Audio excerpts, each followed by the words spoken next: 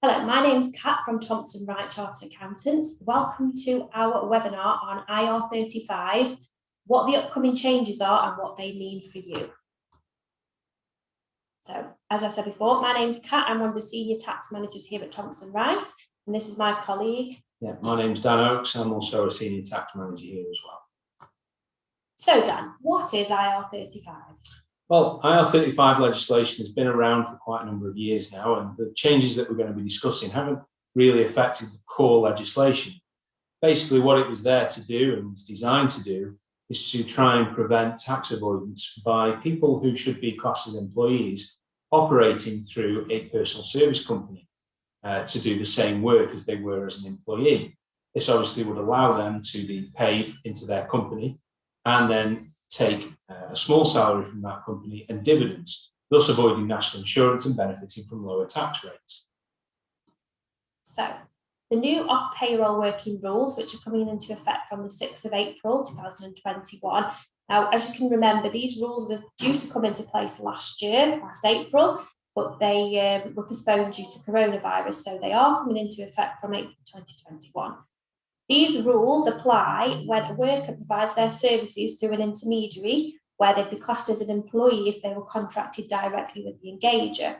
So the intermediary could be a personal service company, a partnership, or an individual, a sole trader, or even a manager service company. So these new rules are to make sure that the worker pays the same amount of tax and national insurance as if they were an employee. So if the off-payrolling workers do apply to you, then your fees are going to be subject to tax and national insurance before you receive them. So who do these new rules apply to? Essentially, the rules are assessing who makes a determination whether you're inside IR35 or outside of IR35. As Kat mentioned, if you've been engaged by a public sector organisation, these rules have been in place now for a couple of years, but the new rules are going to apply to the private sector, specifically companies that meet two or more of the following conditions. Those conditions are that the engager has annual turnover of more than £10.2 million. They have a balance sheet value of more than £5.1 million. Just as a note of caution on this, that means the assets value of the balance sheet before deducting liabilities, or if they have more than 50 employees. So basically, if a company engages a subcontractor via a personal service company and they meet two of these criteria or more, they will be classed as a medium and large engager, and these new rules will apply to them. So what does the change mean if you're a worker? So if you provide your services to a medium or large size client, then they should provide you with an employment status determination. The client, the engager, should also provide the reasons behind their determination of whether they deem you to be inside or outside of IR35. You as the worker will be able to dispute the determination if you disagree with it. Whereas if you provide your services to a small client in the private sector, you as the worker will be responsible for determining your employment status and whether the off-payroll working rule should apply to you.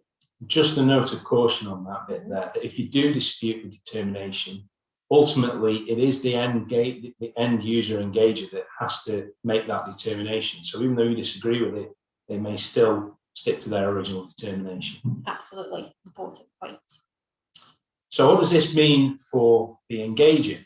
Well, as we've said, if you're a large or medium-sized engager, it's going to be your responsibility to determine whether any contractor companies that you use are caught by IR35 rules. So as we've said, you would have to provide an employment status determination statement to each of your contractors and provide a reason with that determination. We've said the contractor has the right to dispute, but ultimately it's your responsibility.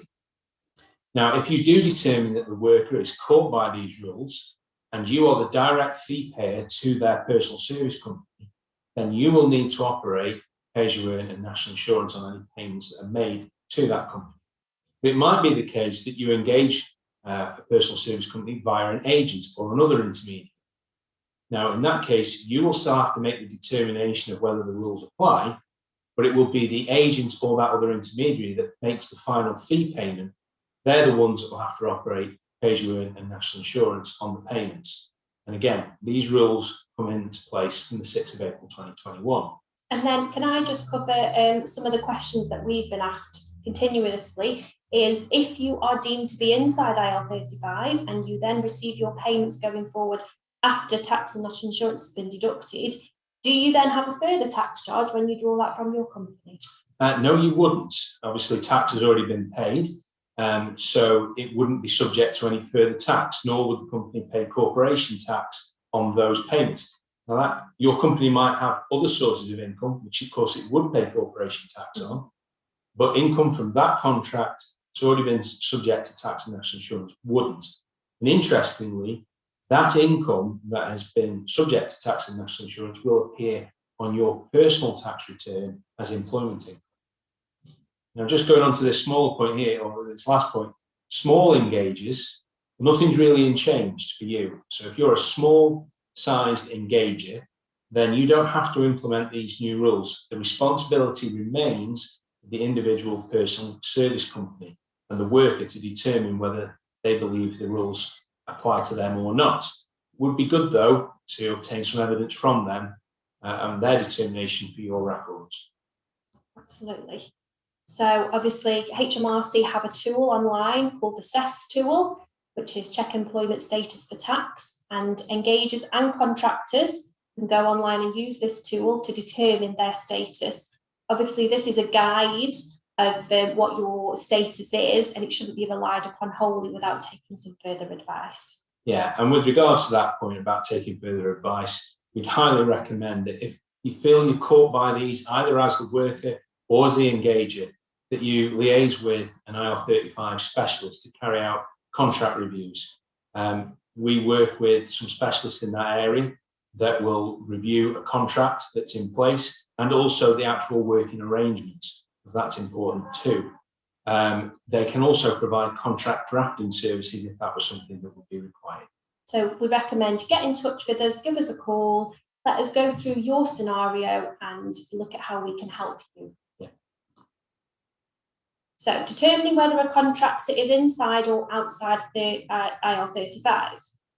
What HMRC will look at is the nature of the relationship between the contractor and the end client. So they will look at any contracts that are currently in place or any hypothetical contracts. They will also look at the actual working arrangements. So what does the contractor do for the end user and who has control over their work that they carry out. If the contractor has similar working conditions and responsibilities to an existing employee of the end user, they may be more likely to be deemed inside IR35. So on the following slides, we're just going to discuss with you some of the key factors which are used in determining a contractor's status. So there are three fundamental areas that the revenue use that have been set out by case law to determine employment status. The first one we're going to look at is the right of substitution. So does the contract between the self-employed worker or personal service company and the end user allow for a substitute to take that worker's place? So for example, you're not able to attend the client that day or aren't able to do a certain aspect of the work, and you can provide a substitute that will do that work for you. You see, that substitute's pay is then up to you to sort out. Now, quite often contracts do have this clause in. However, they can be quite restrictive where the end user has the final say on what substitute is provided. You've got to be careful here, because if the revenue determined that that restriction was too onerous and was too restrictive, it could be that it wouldn't stand up to scrutiny and the revenue would dismiss that right of substitution clause. And obviously, one of the key ways to demonstrate the right of substitution clause is that you actually do provide a substitute in your work. So during the year, you've actually provided different workers to go and carry out that job. You would meet that right of substitution then. One of the other rules, key factors, is control. So HMRC will look at what degree of control the end user has over the contractor.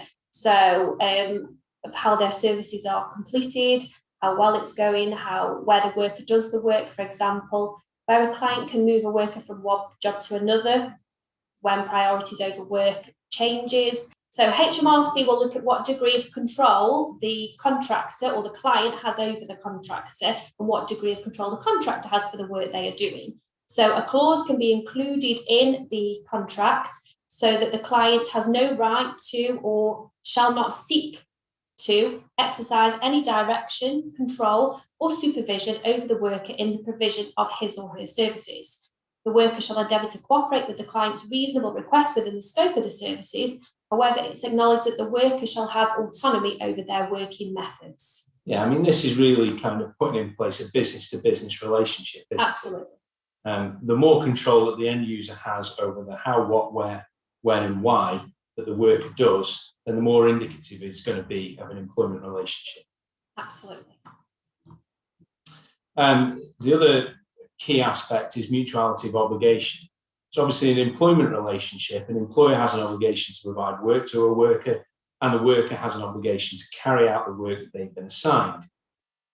If that kind of situation or relationship was to exist between an engager and a personal service company, it's going to be an indication of employment. So therefore, you've got to be very careful about how a contract is drafted in terms of this obligation clause.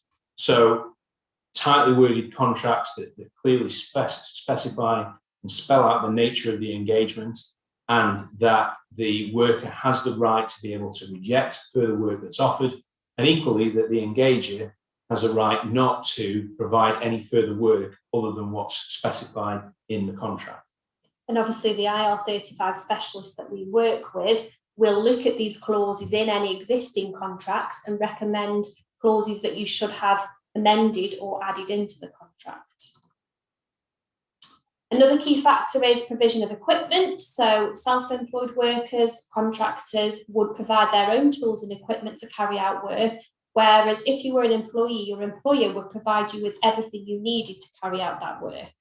So a clause could be included in the contract that you would provide your own equipment. For example, an IT consultant would provide his own computer equipment, or a building construction contractor will provide his own tools, i.e. drills, screwdrivers, etc., everything they needed to do that job. And that takes us nicely on to financial risk, because that's also a part of being self-employed. Self-employed person has financial risk over their business. Effectively, it allows them to earn profit or indeed incur a loss, depending on the quality and nature of their work. So, for example, if you're working on a project, if it's got a set deadline that needs to be achieved by, obviously, if you have to work longer to be able to do that, you're not going to get paid more. Or equally, if you get the job done sooner and it's going to cost you less to do that, you can still get paid the same amount. So that's where your financial risk comes in. Ultimately, it's if something goes wrong on the project, who's going to be responsible for putting it right, and who's going to carry the burden of that cost. Obviously, if it's you as the worker, then that's going to be more of a self-employment relationship. However, if it's the end user that will just continue to pay you no matter what, and they're going to end up carrying that cost, that's going to be more indicative of an employment relationship. Thank you, Dan. So obviously that's just some of the key factors. There are others to consider. So what we recommend is, if you've got any queries at all, get in touch with us and we can look at your scenario with you.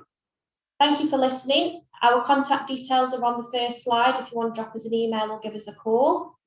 Thank you for your time. Thank you very much.